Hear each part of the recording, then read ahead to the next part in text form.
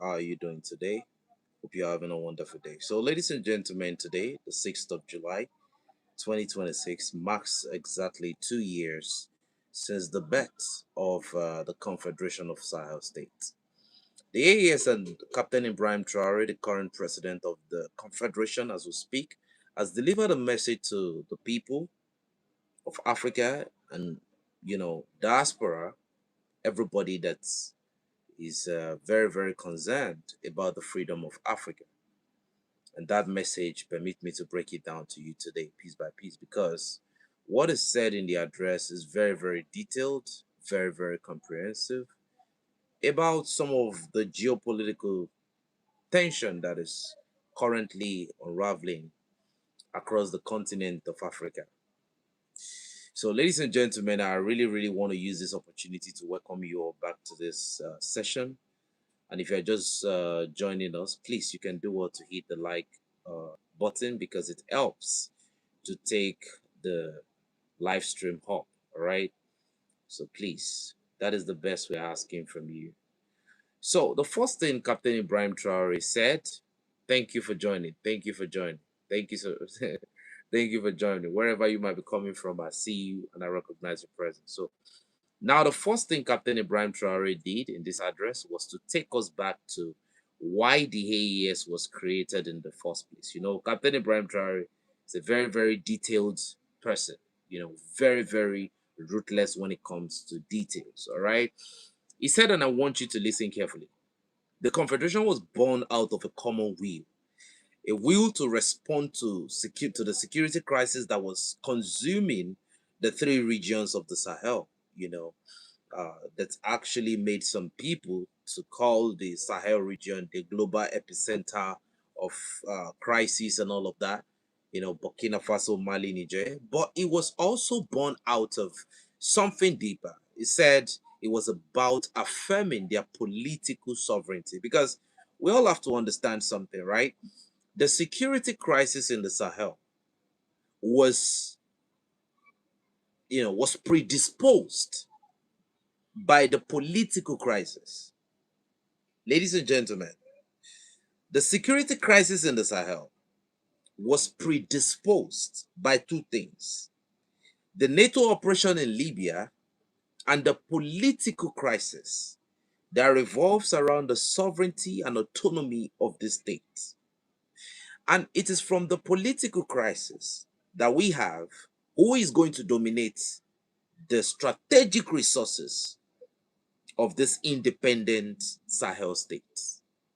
So, and these are the reasons why Captain Ibrahim Traore has now reaffirmed the commitment of the Confederate States to the goal that actually united the three states in the first place. So now, ladies and gentlemen, let's take this step by step because this is very, very important.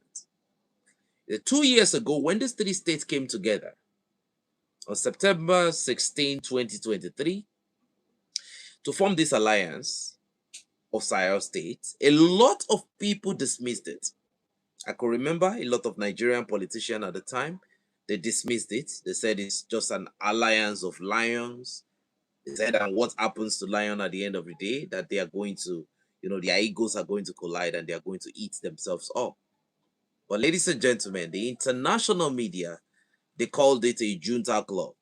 And to this day, you can see that some of them that belongs to a certain hemisphere in the global geolocation, they continue to try to, prop up that language, a junta club and whatsoever.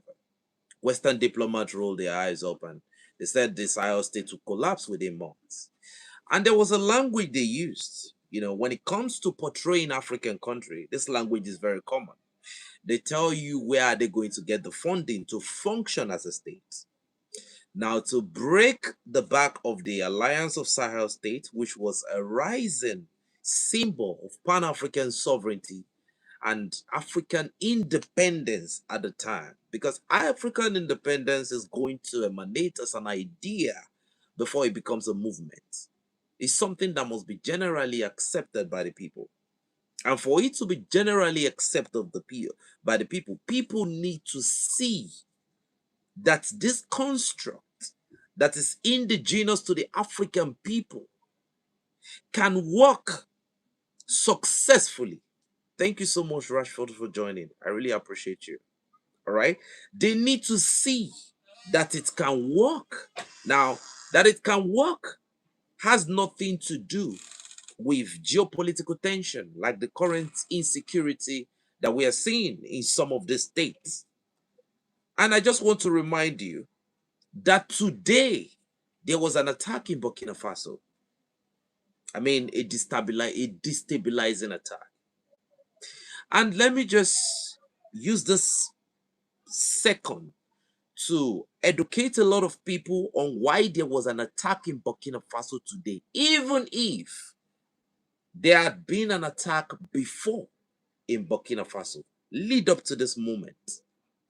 The attack in Mali is very, very similar, right? The purpose is very, very similar to the attack in Burkina Faso. Why am I saying this? They had to attack Burkina Faso to destabilize and to saturate the command control of the Confederation. Now, because it is the doctrine of the Alliance of Sahel States that if one of the states is being attacked under Article 6, the rest of the state has to move in aid and in one accord to support with whatever means, capability, financial, logistics, personnel, whatever they can have, intelligence, to consolidate with the other partners. But it seems that the people that are planning the activities of destabilization in the Sahel, they did something we call probing. That was on the 25th of April. Now, the attack was crumbled on the 25th of April. And what did they do? They studied the modus of operandi of the Alliance of Sahel States. The question was, how do these people respond to security threats? They come together, they consolidate. Some people are going to be in charge of ISR. They have all the resources to become very, very strong. When they are united, they're extremely strong. So the people that are planning this attack already knew this.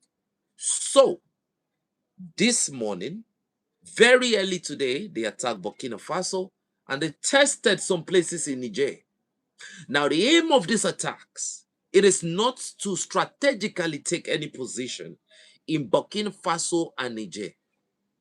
It is to keep the security situation on high alert, such that they wouldn't think of going to consolidate the position of the Malians in Anefis, where the security situation is moving at great speed. The fighting is not only going on during the day, it's equally going on at night. Now, there is a lot of propaganda. Currently, we are getting a lot of videos from Sudan. And I'm going to take this time to tell a lot of people, if you want to understand the picture of what is going on, there is a name on X. They call the name Usman. He's a Nigerian,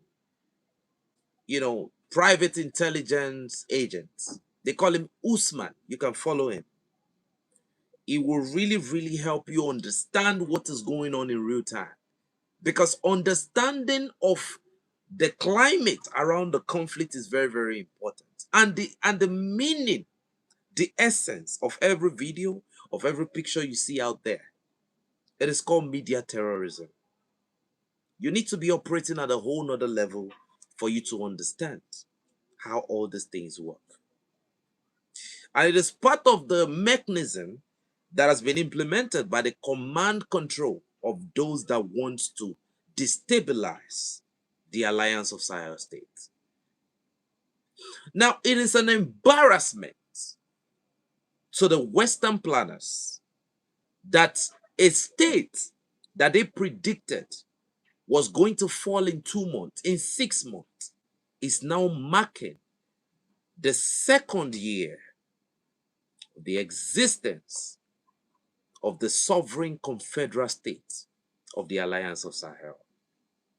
You see, this idea that African states can unite, starting with these 3 nations, is a challenge to the global hegemon, and never, ever, never, ever, ever are they going to relent on their plan to make sure that this pan-African architecture that is going to predispose the liberation of African states, that is going to embolden the idea of pan-African sovereignty, they are never going to stop, never going to stop trying their best in every capacity, bribing, probing, destabilizing, causing a lot of chaos.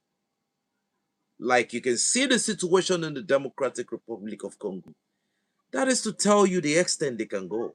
Biological weapon is not out of the contest. This is not a low-level talk. The issue of African geopolitics and liberation is something that is going to cause global tremor, because a liberated Africa is a geopolitical thunderstorm that will see the global geopolitical dynamic change very, very fast. Let me explain. If Africa emerge as a true power that she truly is, ladies and gentlemen, it will not only affect a certain nation that is whose name is very, very conversant to people of Africa. It is going to affect even nations that you think it will not affect. So this is a constituted effort to make sure that this great movement that is currently breeding among a young generation of Africa does not exist. But that is not the bone of contention right now, families. Families, please, you can help us by hitting the like button. We have 84 people and we have 31 likes. The more you hit the like button, the more it helps the algorithm to send the live stream to other people. Now, he said that 2 years, all right, 2 years after the creation of this organization, of this Confederate state, he said the people that wanted it to collapse thought it would be mystery at this point in time. But it has transformed into a full confederation with institutions. Now, when we are talking about institution, we are talking about the Bank of Confederal, we're talking about the Independent Bank, the Bank of Development. These are the institutions that are going to back up the currency. The institution that is going to ensure agricultural independence. The institutions that is going to ensure freedom of speech. The institutions that is going to ensure that there is a widespread educational reform. The institution that is going to transform the Sahel as a global power. Because let's come to think of something. They said a time will come, we will not be judged by what we look like, our color, but we will be judged by the content of our character and what we bring to the table. Ladies and gentlemen, if you talk about global superpowers right now, there is only one natural resources that puts you in the spectrum of the global superpower. Ladies and gentlemen, it's no other resources than the uranium. The uranium is the vibranium that they talked about in Wakanda, in the Black Panther. You have to look at the functional name. All right? So, ladies and gentlemen, the fact that there is an abundance of tapped and untapped uranium in this geolocation in the continent of Africa is a threat to global hegemony. Now, let me make you understand, because some people don't really understand what we're talking about. If uranium was in a country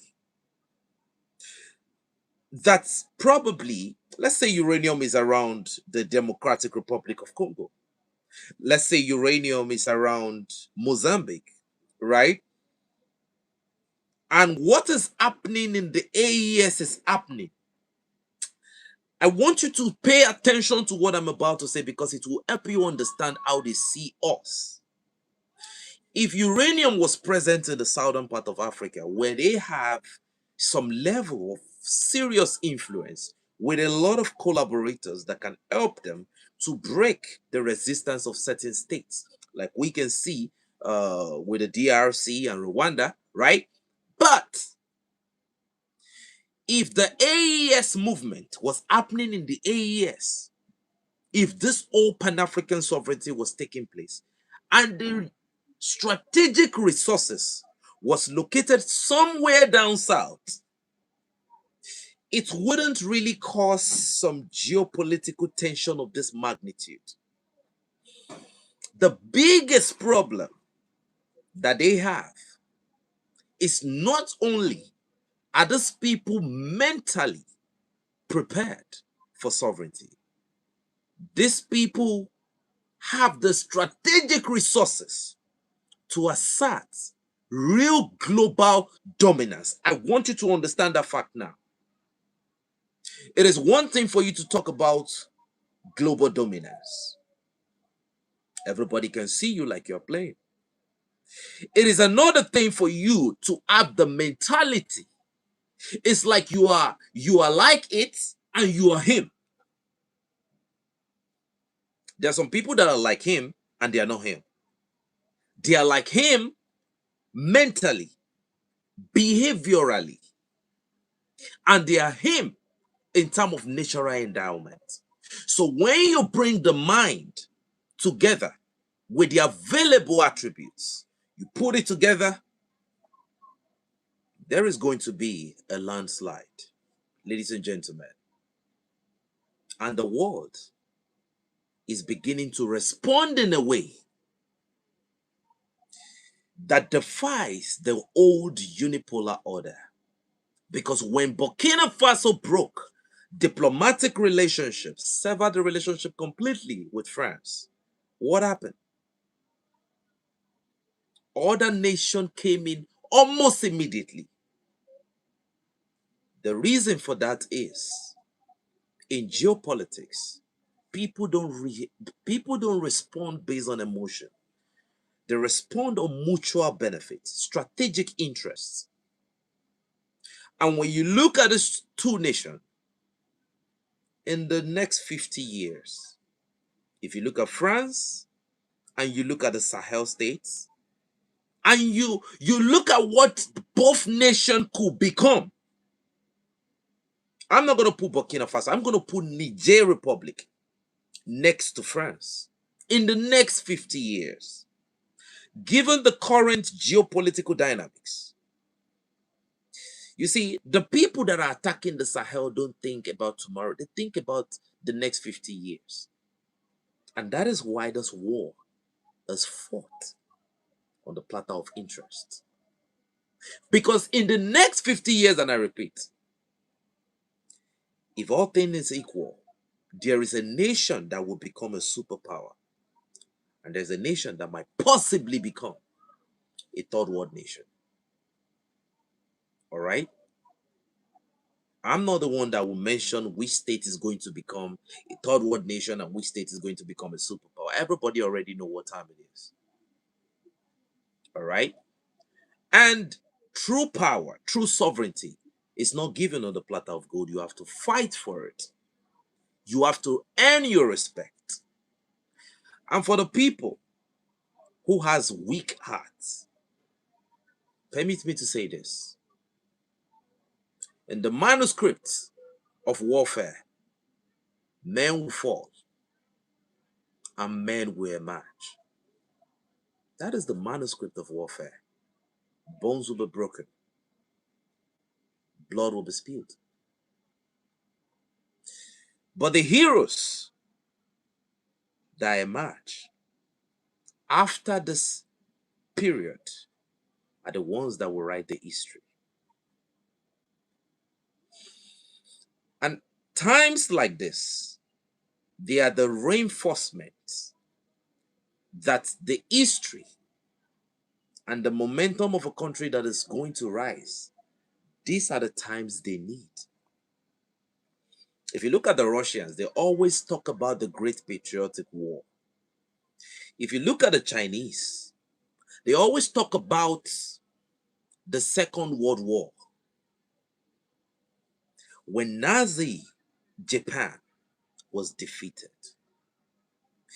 the Alliance of Sahel States is already a part of a global geopolitical crisis that is going to shape the next era. A lot of people are going. Time is waiting for no one. But they can see that in the future, the rise of Africa will be unstoppable. And that is why we are fighting the war we are fighting right now. Now, families, let's continue in one accord with what Captain Ibrahim Traore said. All right. He said, and I quote, they have a common defense framework with a developing economic architecture. And now they don't only have those architecture, they have their own anthem. They have their own identity. They have their own item. They have their own identity. Let me tell you something. The national anthem of a lot of African states is a byproduct of the Berlin Conference. Distinguished ladies and gentlemen, are we communicating? The national anthem of a lot of African states was a product of the Berlin Conference. Without the Berlin Conference, there is nothing like Arise, O Compatriots, Nigeria's Kolobe, because there was no Nigeria before the Berlin Conference. It was after the Berlin Conference where African states was scattered without some sort of respect for the people who you are separating, the people who you are breaking, the people who you are marginalizing, the people whose resources you are embezzling to make sure that your people enjoys life. All right? Oh, all right. Okay, thank you very much. So, the Alliance of Sahel States has been able to hone its own identity by not just creating something that is a direct product of imperialism. The national anthem of the Alliance of Sahel States is indigenous. They created it out of their own momentum for the future. They did not create it because of this is a new formation, ladies and gentlemen. This is a new formation that is growing and separating herself from the colonial construct. And that is why the imperialists are hungry. Permit me to say this. Sergei Lavrov, the foreign minister of Russia, said that when we approached the Europeans, and we discussed extensively the new geopolitical architecture in the Sahel. The Europeans said, and I quote, that the African continent is our sphere of influence, and we don't know why Russia is trying to to create some sort of interference. And Sergei Lavrov said, we asked them that are these people not, have they not gained some sort of independence, diplomatic independence, whatever you call it? If it was a kabuki theater or it was a construct, you said that these people are sovereign states. So, meaning that under the provision of international law, they have the right to relate with whoever they choose to relate with. And that was where the true picture of certain entities came out, that they were still operating with the old neo-colonial unipolar construct. You see, I will say this. The unipolar construct is a construct that needs to fade away. I'm sorry to say this, but I'm not sorry at the same time. The unipolar construct is a construct that needs to fade away. If you understand what I mean, but for the sake of what we are doing, it will be a conversation for another day. All right. Now, Captain Ibrahim Traore made it clear, and that this is no longer just a small language. This is a language of a man who believes that the AES is not just about security, it's about rewriting the destiny of an entire region that certain people called the global epicenter of terrorism. Now, in the midst of this struggle, I believe that most people that have been able to holistically follow what is going on in the Sahel have now been able to unravel the forces behind the destabilization that the Sahel currently face. Now, we all know that this whole global epicenter, whatsoever language they're trying to use, was not a creation of the Sahel state. These were part of the neo-colonial construct to ensure that plundering of the sovereign and strategic resources of those people continues till all the cows come home. Now, according to information, Captain Ibrahim further said, right, that he paid homage, which he always does, right, to the frontline personnel. I mean, the soldiers, and he also paid homage to the civilians, the victims of this conflict that was imposed on Africa. All right. You see, family, this is something that separates these leaders from one another. This is the separation between these leaders and some other leaders, I repeat. I mean, Captain Ibrahim Traore, General Simi Goita, General Abdurrahmani Chiani, they never ever forget. I repeat, they never ever forget that this war has a human cost. They never give a speech without acknowledging the blood that has been spilled by the people that are indirectly funding and directly participating when it comes to using their itineraries, their resources to destabilize this region. It begs the question, where is the Human Rights Watch? And where is the Amnesty International? I take this period to ask this question once more. So,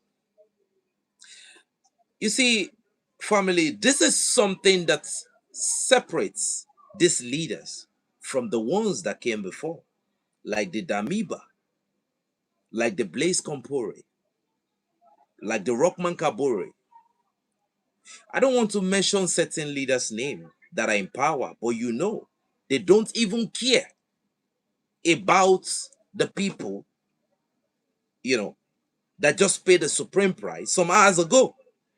All they care about is breaking bread with certain people. But he went further. He singled out the youths. He singled out the women as being an integral part of the society. He singled out the diaspora. And ladies and gentlemen, let me take this time to say we cannot thank the diaspora enough. We cannot thank the diaspora enough. He called them, and I want you to hear this, actors essential to the consolidation of the Confederation. Let me break it down. That is too big a grammatic construct for certain people. He called them, should I say, the reinforcement behind the Confederation. Without everybody coming together to make this work, is making you understand that without everybody, there will be nobody. Without all of you, there will be no AES. That is the message. Now, you see, this is significant. It is significant because of how Africa, all right, how it has always been. The African governance from top down, the way it has always been. But now the president speaks, the people listen. And now the difference is this. In some countries, the president speaks, the people listen, not because they are listening, but because they don't have an option. But in the Sahel, the president speaks, the people listen, because the people are a part of the construct. The people have an opinion. The diaspora have an opinion. When the AES leaders, the way they respond to certain propaganda, I feel like these people are almost listening to every one of us. Some leaders in Africa don't care. You can't shame the shameless. That is what you hear from certain political leaders in Africa, that you cannot shame the shameless. They don't care what your opinion is. So, you see, in my opinion,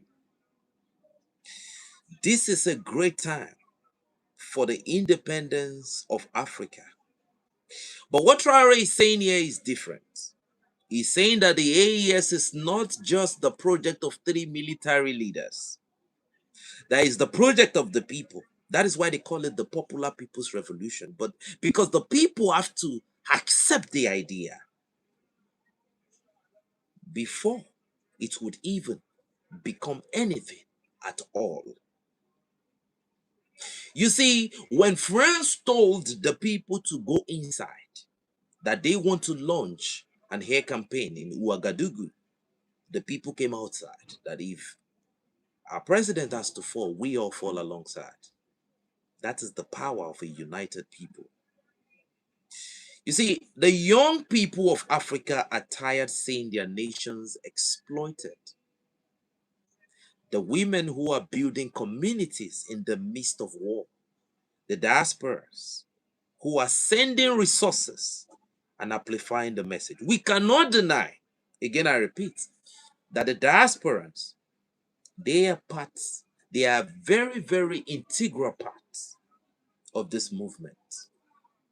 When you listen to some of the donations that is independently generated within the Sahel, and you look at how much the diasporans are able to send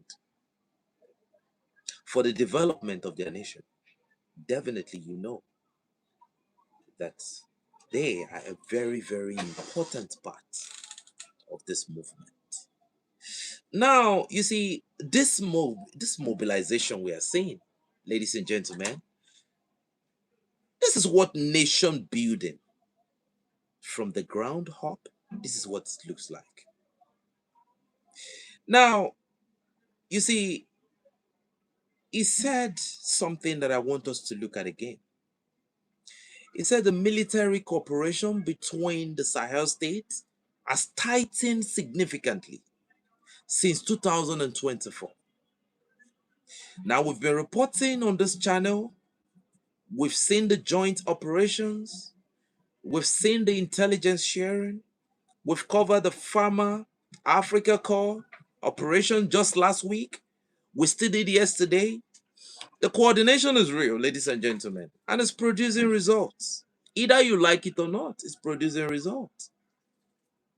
The enemy is being pushed back, not defeated. Let's not oversimplify the contest. All right? But the momentum has shifted from what it used to be. It used to be diabolical. MINUSMA was there. The United States forces were there. The British Special Forces, they call them the SAS, they were there. All right? A lot of French forces were there. German foreign legions were there. At that time, Ouagadougou in Burkina Faso came under an attack. How are we going to explain this? That these so-called superpowers, they could not contain the security situation, which they are now using a sort of propaganda to try to redress the current scripts of the security situation around the region.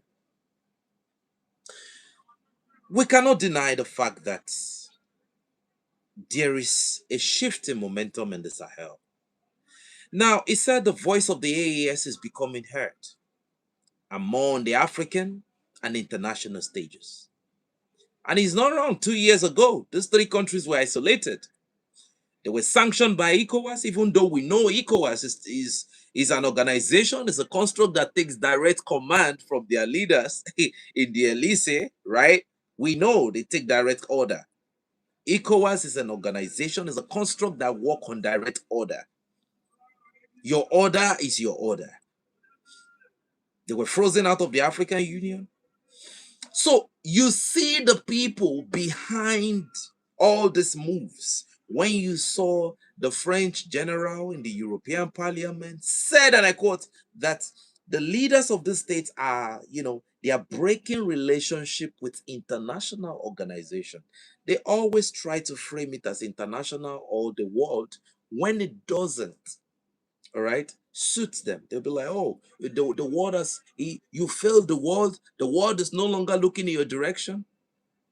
The reason why they say the world is look, they are very, very correct when they say the world. Let's not make a mistake. It is us that needs to get ourselves out of that world. When Europe says you failed the world and the world has failed, like when they classify their sphere of influence, they call it the world. Because if you look at it, they've created they've created the constructs that bring everybody under their hegemonic control. You hear the European Union, you hear the African Union. Does it not sound similar to you? You hear the European Union, you hear the African Union, and you hear that over 65% of the funding comes from the European Union. Does it not sound similar? So when they say the world is against you, they have just systematically classified African states as part of that European world. So if you sit down somewhere and you tell yourself, oh, Europe has made a decision, our president, your president cannot make any decision because your president is already in that construct. Your country is in that construct. You need to break away. like the AES are doing right now. And this is the reality, ladies and gentlemen. So he said something, and I quote, that today, countries are finding, all right, other countries. He said countries are lining up to work with the AES. Because certain countries, when they say they want to work with the AES, they get fines from some of their organizations. They get sanctioned. All right. But now countries are lining up to work with them. That's what he said. We've seen Chad reaching out. We've seen Mauritania opening diplomatic channels. We've seen the high level delegation having a rapprochement between the AES and ECOWAS. We covered the meeting on this channel, ladies and gentlemen. The diplomatic landscape has transformed drastically. He also talked about economic integration. He said the economic framework is being built. Now, this is the part that a lot of people don't pay attention to, but it is actually the most important, because you can win the military war, all right, and still lose the economic war. That is what happened to USSR, the Soviet Union.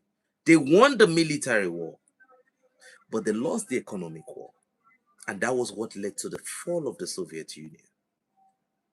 Traore knows this, and is making sure that the economic architecture is being constructed alongside with the security architecture.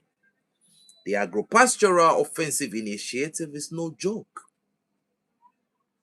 You see, when they say that the sovereign currency of the AES state has come, there will be nobody that can hold a candle against them. It will be like that your ex that walked away from you, but you can't do nothing because they're far better than you. They are like in every like there is nothing you can do. All right. Now the aspect of this whole thing is when the countries that were under ECOWAS and under the French framework, economic integration was always talked about, but they never delivered. The CFA franc kept them chained. The trade barriers remained. But now, outside of that framework, they are actually building real economic integration and cooperation. And that's the irony. You see, Captain Ibrahim Traoré denounced what he called political, economic, media, and diplomatic pressures aimed at, I'm quoting the essence of what he said, destabilizing the three Alliance of Sahel States. And if you pay close attention, you will know that even on the media, the battle is being fought. He did not name names. He did not have to. We all know who he is talking about. France, the European Union, certain Western media outlets that has been running propaganda against the AES since day one. All right? You remember the Sky News documentary we broke down on this channel? That's exactly the kind of media pressure he's talking about, where they sent no other person than the renowned Yusra Elbaga, who was representing Sky News, even though there was somebody in the comment section, and I quote, he said, even if Sky News tried to hide the propaganda behind the black skin, they can still see through the lie. Look, you cannot deceive Africans at this point again. Right? Now, but here is where it gets interesting. Immediately after denouncing these pressures, he made something clear. He said, and I want you to hear this carefully, the Confederation does not oppose any people, any nation, and any organization. Don't forget that statement. This is important because the narrative from the West has always been the AES is anti-everybody. All right? Anti-France, anti-ECOWAS, anti-West. But Traore is saying no. We are not against anyone. We are for ourselves and those who respect us and see us as equals. The African Union condemned the terrorist attack on Mali. ECOWAS has released a statement. Everybody is learning now to relate with these countries as the situation presents. This is the current reality. And either people like it or not, they need to adjust. After he said this, that we are for ourselves, he addressed ECOWAS. Question directly, he said, consultations with ECOWAS are continuing. That's what he said. He said they are working to define a new framework of relations. But, and this is the key, that framework must be based on respect of sovereignty. That's what Traore said. Non-interference in internal affairs. Reciprocity. Everybody, we've heard this language many times. And the preservation of regional gains, particularly the free movement of people and goods. Now, they are open to this, but it comes with condition. You saw what happened between Niger and Benin Republic.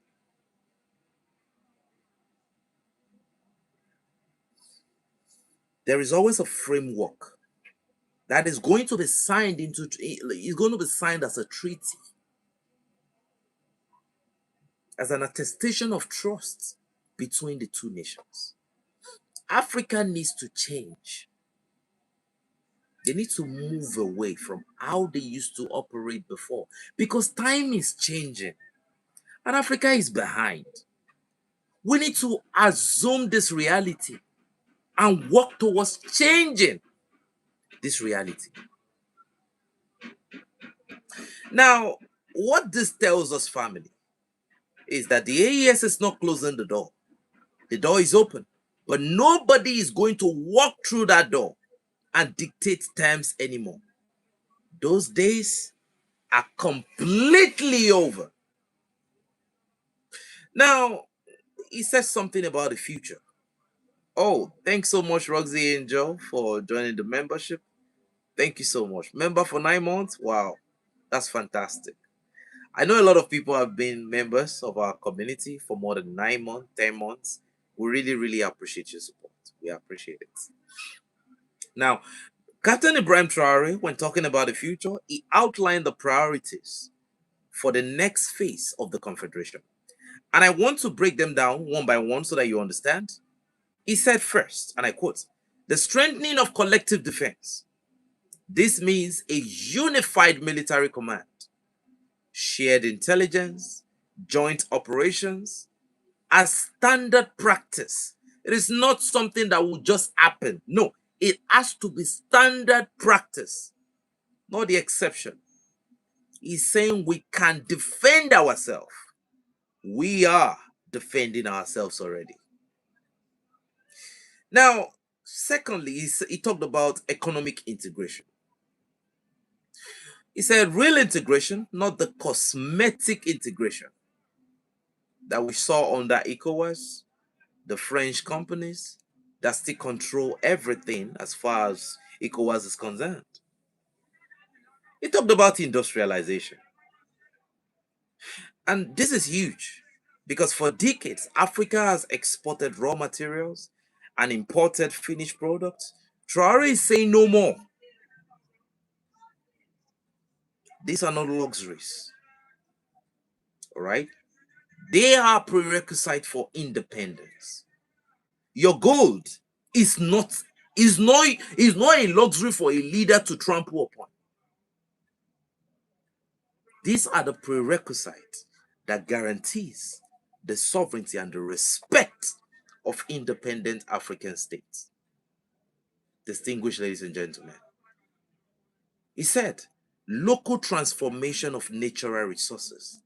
The Sahel has uranium, they have lithium, they have oil, they have coltan, they have a lot of natural resources. And you see, when it comes to uranium, it is spread across the region, not just in Niger. So he's saying that these resources have been extracted and processed elsewhere, and the wealth have been left out of the region. Traore is saying that that will stop now. He talked about development of common scientific, technological, and industrial capacity. Everybody knows about the BAMEX in Mali, where a lot of nations, scientific work, they bring them together. Everybody see new development. It was during the BAMEX, program that I was able to see that a lot of indigenous people in the region are already building drones. I mean, children of Africa. And he said that the wealth of this region will no longer leave the region. I know that you all saw recently that Burkina Faso now banned the exportation of cotton to certain places. He said because the people in the Sahel, they need the cotton. And if they have to export, they are going to get more value for their product. This is huge, ladies and gentlemen. This is very, very, very, very huge. And then he says something that I think is the most important in the entire address.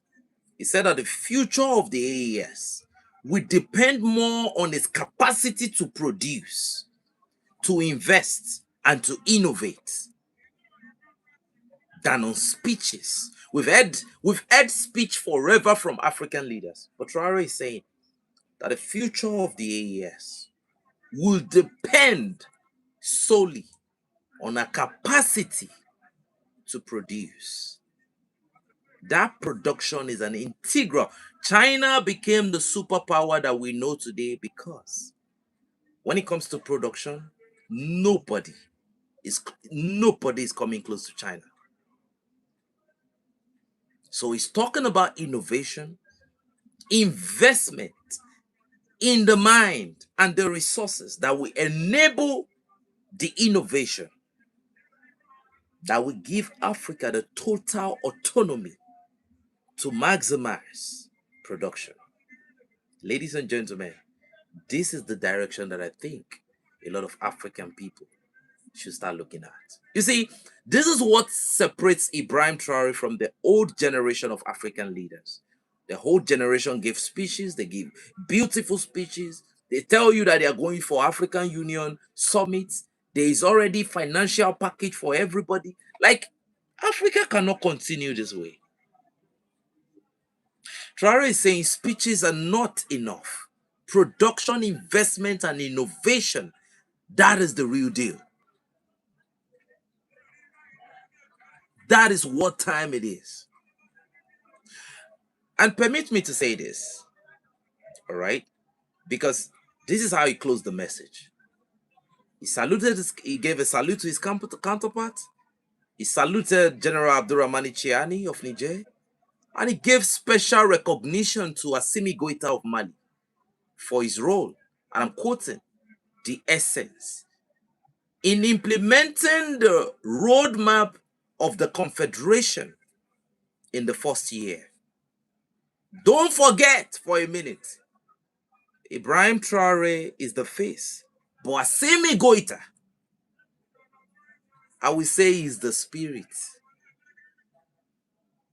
No Mali, no Confederation. Assimi Goïta might be quiet,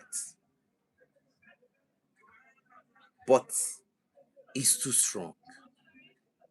No man can withstand the situation in Mali without being the embodiment of a true man, like everything a man should be. Assimi Goita is him. So Ibrahim Traore is saying especially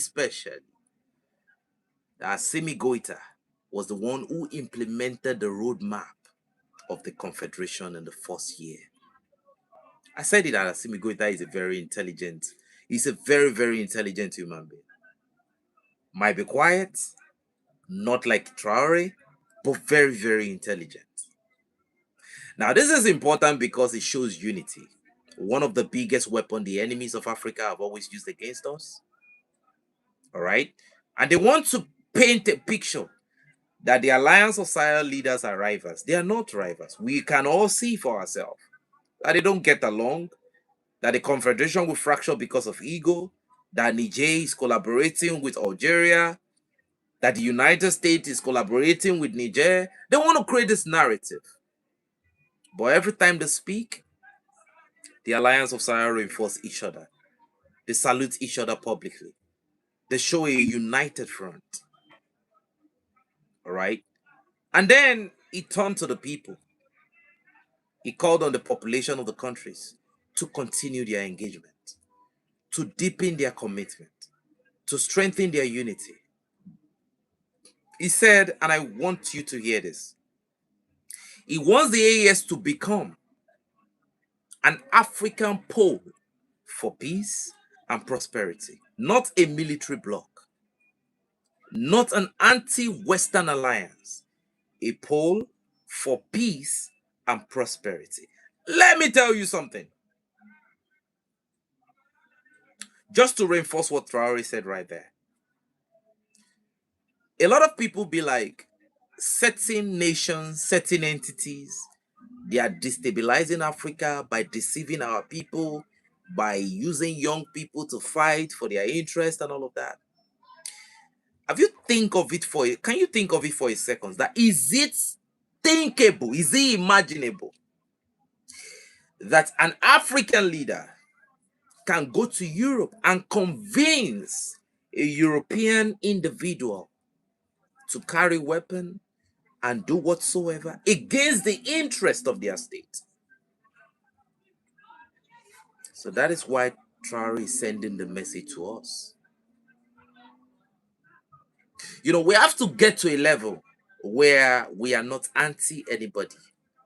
Because if you know when you talk to us about things, you see, that is a different level of consciousness. Because you know, we might be, buddy, but immediately you say things that goes against the interest of the state. We're on a whole different level entirely. We won't want to listen to you. We won't want to be having that conversation with you. So our people needs to reach that level of consciousness. It's a level of consciousness. We are getting there. And we will get there. We were plunged into this disaster by, should I say, the covetousness of certain people. But it's all good. We're on the way and we'll get there. Now, ladies and gentlemen, I want us to sit for a moment because it's easy to get caught up in military operation that is going on in Mali, Burkina Faso, Niger, the attack on Diori Amani, the attack on Anafis in Mali, and every other location that has actually been quelled, the diplomatic tension, the geopolitical chess game, but the vision that the president of the Sahel, the vision they're articulating is bigger than all of that. And now Traore is saying that the AES is not just about surviving the terrorist threats. They will come because they are the representative of the imperialists. It is about building something now, something that has never existed before in the region, in this continent. A truly sovereign, prosperous, and integrated bloc of nations. It will start somewhere. Let me say this. If you toast a woman the first time, she might say no, that she doesn't even like what you look like. She might even hate you. She might even say certain things against you. She might even stand in places that would undermine your interests. But there's always a point where things change, and it changes forever. So certain African states might not agree for certain reasons best known to them. But a time will come. The effort of the AES is going to be undeniable. Everyone will be able to see the practical manifestation of the blood, sweat, and tears that is being put in place so that Africa can move forward right now.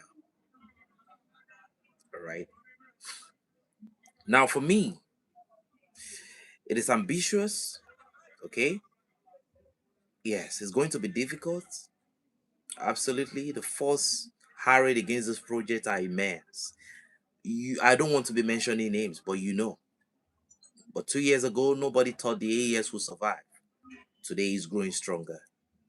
So now the significance of this is that, the timing is significant because the speech comes at a moment when the Sahel is under multiple pressures simultaneously. We have the ongoing kinetic operation in Mali, the coordinated attack we covered last week. We have the diplomatic maneuvers of ECOWAS. We have France scrambling all around the whole place to maintain influence any way it can. We saw what happened with Equatorial Guinea. We have the United States trying to re-engage the Sahel and reposition herself. And in the midst of all this, Traore delivers a message that is calm, measured, strategic, well articulated. He is not panicking. The Sahelian leaders are not panicking. They are not reacting. They are laying out a vision for the people to follow. Now, the second thing I want you to notice is what was not in the speech. He did not mention France by name. He did not attack any specific countries. He denounced pressure in general terms. He did not mention names. But the speech was overwhelmingly positive, and it is forward-looking for everybody to see. Now, this is a strategic communication at a very high level, because this is high Q thing. He is denying his enemies the sound they need to bite. All right. Instead, he's giving them a vision they cannot argue against. He is not saying you are no, he is giving them a vision that they cannot argue against. So who will come outside now and say, oh, this thing that they are saying is this? No. Nobody can argue with peace and prosperity. Nobody. And that is what all of this statement is all about. Nobody can say, all right, that Africa trying to assert our own dominance over our own sovereign resources is wrong. As long as we stay united, as long as there's no fracture between us. So, in my opinion, all right, in my opinion, Traore is truly pushing peace and prosperity to the people, all right, because he did not mention France, he did not mention United States, he did not mention anybody, he did not even call the European Union. He's just giving them, he's handing them the manuscript, a project for Africa that not even the puppet leaders can go against.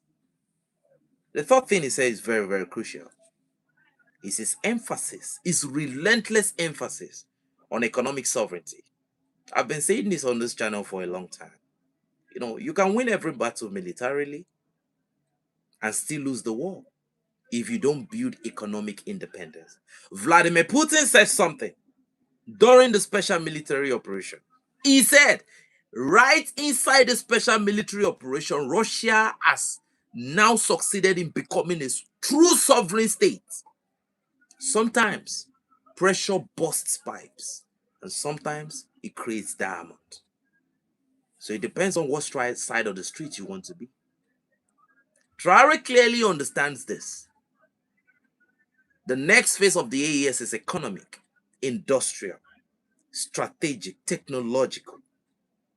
This is the phase that will determine whether the Confederation survives for the next decade or it will collapse when the current leaders leave the scene. A lot of people, Traore knows, the leaders knows that they won't be here forever. So they are building the blueprints. They are not just for now. They are building, they are putting the green print on the sand of time. When you talk about a certain Iranian general called General Soleimani, right? One of the greatest Iranian generals to ever grace the surface of Iran. You know, he wasn't even the one that created some of the doctrine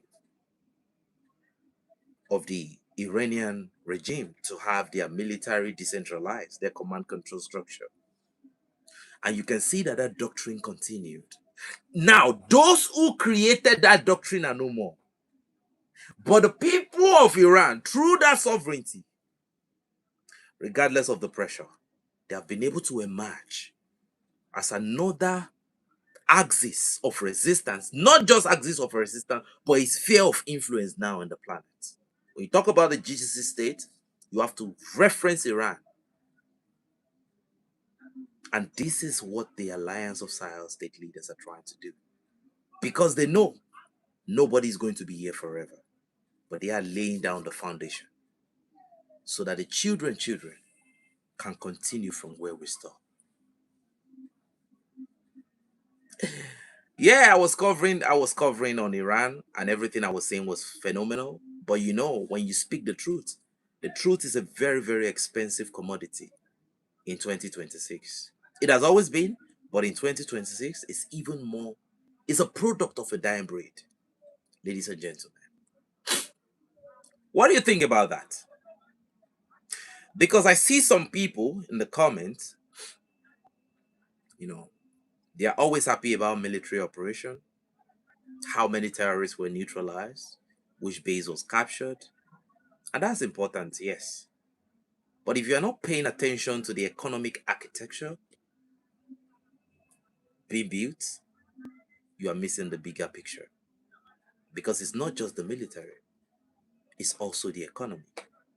So they are not only fighting the war externally, they are equally fighting internal wars. Because there are certain people that were indoctrinated. Their ideology was formed in Paris to only live, breathe, and defend the interest of France. There are people in the Sahel that see themselves as French citizens and not Malian or Burkinabe or whatever. No, there are people like that. Do you get what I mean? So, this is part of the bigger picture that these leaders are addressing. Now, let's be honest with ourselves. The road ahead is not easy. There will be pitfalls in the dream. The road is long. It might be very easy sometimes, but we need to get out of our bed and we need to keep moving. Because as long as we'll keep moving, we'll get there. The terrorist threat has not been completely eliminated, but a substantial amount of them have been eliminated. A lot of you, if you're paying attention to the current situation in Mali, you can see that the demography, the age, is now on a whole different landscape. It means that the April 25 attack was a failure. And the direction that this current attack is going, it might even be worse. There is no strategic objective for the enemies that have been achieved. It's a topsy-turvy on both sides. The Malian armed forces and the Russian African Corps in Anefis, they are not giving up their base.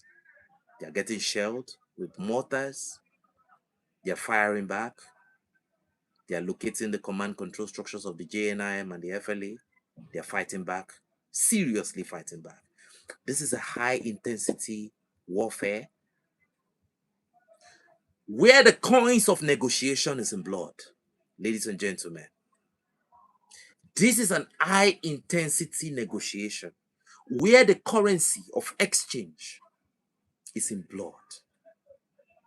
And this is why I want a lot of people who go about with conspiracy theory to show a lot of respect to these brothers. They don't have to be there. Now, the attack in Mali is just last week, multiple coordinated strike across several fronts. This shows that the enemy still has some capability with the backing of countries like Algeria, we all know, the JNIM and the Islamic States in the Sahel. They are trying to adapt, because if you look at how they are trying to plan their asymmetry now, they want to saturate certain places so that the command control of the forces will not be able to consolidate certain positions. The war is not over. The battles are being won, but the war, ladies and gentlemen, the battles are being won. The war is not over. The economic challenges are still enormous. Building industrial capacities from the scratch is something that needs to happen. It's happening in 5 years, in the next 6 years. It takes decades. It's not something that just grows overnight. It takes consistent investment. It takes protection from external economic sabotage. And the diplomatic pressure will always remain. It will intensify, in my own opinion. The more the AES succeed, the more desperate the enemy of the AES is going to become. We've already seen the European Union resolution on Niger. We've seen the media campaign. We've seen the attempts to divide the leaders. We've seen the testimony of General Abdurrahman Chiani. We've seen the testimony of Assimi Goïta that certain nations, they send their delegation to try to build this idea that, okay, we want to engage with Mali as a separate state, we want to engage with Burkina Faso. All these corny methodologies have been unraveled. It has been, it has been properly seen by the leaders and the authorities. We have some of the best leaders. This is the golden generation of the Sahel. This is the golden generation of the Sahel. So I think moments like this don't come in every, you don't have it in 10 years. You have it twice or once in a lifetime. And when that opportunity comes, you can either choose to become a superpower and save your nation forever, or plunge yourself into the darkest mystery where those nations will never come back from. Now, in my opinion, they are trying their best. You and I, you are doing the best we can. All right? But things will not stop anytime soon. It will escalate. But here's the opportunity: the global geopolitical landscape is shifting. And we know that's the biggest opportunity. It's shifting. And everybody that is very, very, smart, they can see the cracks, fill in the gap, families. Because the cracks are already there. Iran has already filled in a particular gap. Where are these other African states going to be? Because if you think you can stay where you are lying to yourself. Because when everything changes, and when order is being restored, some people will not be where they are, and some people will remain where they used to be. So what side of the street are we going to be? You see, the unipolar order is crumbling. New powers are rising. Africa, specifically the Sahel, has a window to assert itself in ways that were never, ever going to be possible 20 years ago. Russia is a partner. China is watching. Turkey is engaging. The AES is not in any way isolated. There are so many options. Okay, let me say something that will infuriate a lot of people, but it should not infuriate you. Israel is around the corner trying to partner with this nation. You know why I trust the Sahel leaders, most especially the guy in Burkina Faso? You rarely see people whose intelligence are on that level. The history they have. I never knew who Victor Biakabuda was until I heard the story from Captain Ibrahim Traoré and I went to read about Victor Biakabuda. These guys are not from this planet. They operate on a whole nother level. These are the first group of leaders in Africa that we can talk about proudly. So, you see, the Sahel has option, all right? And the important assets the AES has is the will of the people. I've said this before and I will continue to say it again. What is happening in the Sahel right now is a popular mobilization. The national consciousness is awoken. The rejection of foreign domination is not just by the leaders, but it's by everybody. When Yusra Ebaga got to Burkina Faso, go and listen to the statement, listen to a narrative, and listen to whatever was said when she tries to interview people. That was a complete caricature of a podcast. What is going on in the Sahel right now, all right, is, in my opinion, unprecedented in modern African history. You cannot defeat a people who has decided to be free. How many people do you want to take out? The attritional metadata says that number of people, you cannot. You cannot. Not even a nuclear weapon can do it. All right? Now, he said something, and this will be the last thing I will say before I go. He said the Confederation was born, with a will to respond to common security threats. Common will, not imposed, not negotiated by foreign powers. A decision that was made by Africans for Africans. He said the AES is now the new hope of African Renaissance, not the hope of Sahelian Renaissance. An African Renaissance that is Pan-African in language. The language of Nkrumah, the language of Sankara, the language of Lumumba, the language of the great Sekou Touré of Guinea. Ladies and gentlemen, he said the institutions are consolidating. He said the voice of the AES is being heard loud and clear across the continents of the world. He said the nations are now paying attention. And he said the next phase will be about production, investment, innovating, investing in technology and in the younger generation, because he knows we won't be here forever. And the final line, that Africa is now going to be the pole of peace and prosperity, which is against the narrative of the old order. That you all know what certain president used to call Africa. You all know. So these are not words of just a man that is talking. These are the words of a man who is building a civilization as we speak. Now I know there will be a lot of critics. I know there are critics.